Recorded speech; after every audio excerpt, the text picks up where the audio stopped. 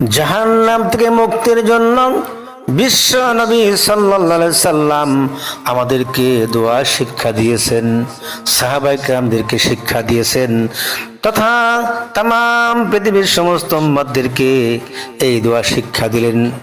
রাসূলুল্লাহ সাল্লাল্লাহু আলাইহি সাল্লাম বলেছেন, ফজরের নামাজের পরে এবং মাগরিবের নামাজের পরে কথা বলার আগে এই দোয়াটি 7 বার পড়া।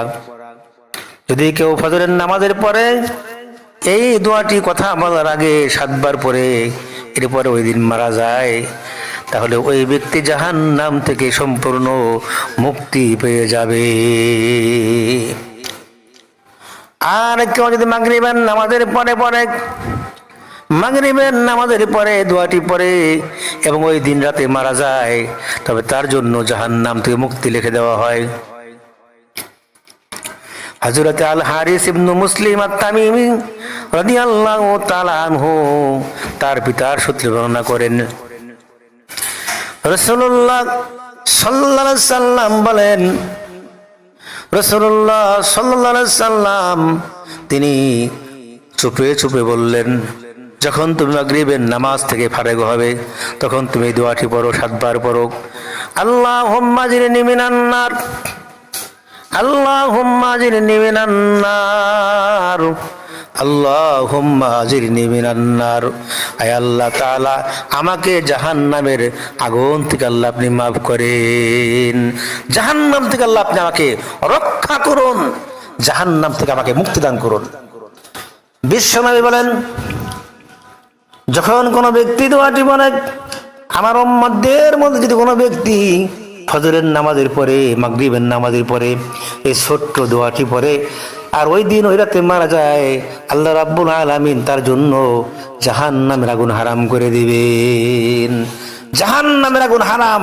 সুতরাং এই দোয়াটি পড়তে হবে কোন সময়? ফজরের নামাজের পরে কথা বলার আগে 7 বার, মাগরিবের নামাজের পরে কথা বলার আগে 7 বার। এই হচ্ছে নিয়ম। অনুরূপ ভাবে যদি কোনো ব্যক্তি এই দোয়াটি পড়তে পারে, তাহলে বিশ্বনবীর ঘোষণা, সে ব্যক্তি জাহান্নামে যাবে না, যাবে না, যাবে না, জাহান্নাম তার জন্য হারাম হয়ে যাবে। এজন্য বন্ধুগণ, আমরা ফজরের নামাজের পরে মাগরিবের নামাজের পরে এই দোয়াটি পড়ব, কথা না বলে, কারোর সঙ্গে কথা নাই, কারোর সঙ্গে কোনো কথা নাই, আলাপ নাই, কোনো গল্প গুজব নাই, সালাম ফিরেই কিন্তু আমরা দোয়াটি পড়ব, আল্লাহুম্মা আজিরনি মিনান নার, আল্লাহুম্মা আজিরনি মিনান নার, আল্লাহুম্মা আজিরনি মিনান নার। এছাড়াও কিন্তু দোয়াটি আপনারা পড়তে পারেন। বিশ্বনবী বলেন, যদি কোনো ব্যক্তি মাগরিব ফজর ছাড়াও 2 সময় সব সময় পড়ে আল্লাহুম্মা জিরনি মিনান নার, আল্লাহুম্মা জিরনি মিনান নার, তাহলে ওই ব্যক্তির উপর থেকে জাহান্নাম এমন ভাবে হারাম হয়ে যায়, যেমন নাকি দুধ দহন করার পরে পুনরায় আবার দুধ ওই বানে বা উলানে প্রবেশ করানোর সম্ভাবনা হয়ে পড়ে, এমনটি ঠিক জাহান্নাম হারাম হয়ে যায় এই দোয়া পাঠকারী করার উপরে।